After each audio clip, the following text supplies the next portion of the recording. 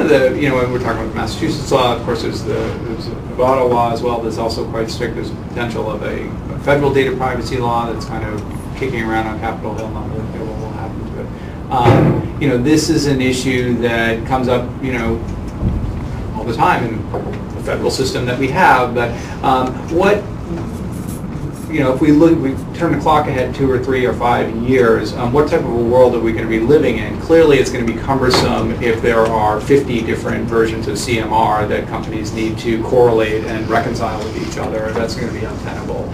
On the other hand, maybe lawmakers and the Attorney General of Massachusetts might worry that a watered-down federal version of their law makes it easier to be compliant and kind of trumps, the hard-fought improvements that they've won. So, what are we looking at in terms of what other states are doing, what's going to happen at the federal level, and which of these laws is going to take precedence over the other? I think it's going to be kind of like the Massachusetts do not call list from a couple of years ago. I think that the state is going to work very hard with some very strong, very effective legislation that the Attorney General does actively enforce, and then a year later the federal government will have something watered down. Yeah, I think part of the problem with the federal overarching legislation has been the preemption, the state preemption. There's been rather strong lobbying against the bills that have come on the last 2 sessions of Congress. They've never gotten beyond committee because of the preemption issue. This version of the Leahy Privacy Act that's in the Senate right now is a little bit confusing in its preemption. It needs this. If this bill is going to pass, it needs serious work. Simply because there's the data broker section, which doesn't apply to most people, except for the fact that the data broker definition needs some work. It's a little bit squishy. But there's also, there's the privacy program requirements, the written privacy program requirements that piggyback off the interagency guidelines that financial services companies deal with.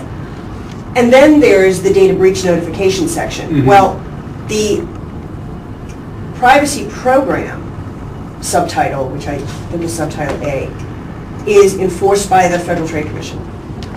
Subtitle B, which is the data breach notification section, is enforced by the state attorneys general. So you've got 2 different enforcement regimes within the same piece of legislation, and it really doesn't help the overall goal of having more predictable legislation, more predictable sorts of compliance regimes for businesses, because then you'll still have 50 different enforcement agencies enforcing the data breach notification portion of it. So I think that one's going to need a little bit of work. But not enforcing their state's data breach notification. Exactly. So I do think at some point we will see some comprehensive federal, more on the High-Tech Act, extending the High-Tech Act to more than just the healthcare industry. I think we'll probably start seeing something like that. If the legislation goes to the extent of actually identifying identifiable standards like FIPS or NIST, then we may actually have gained something. The vast majority of people just don't, when you say encryption, to actually define encryption, it makes the legislation almost irrelevant by the time it works its way through the process.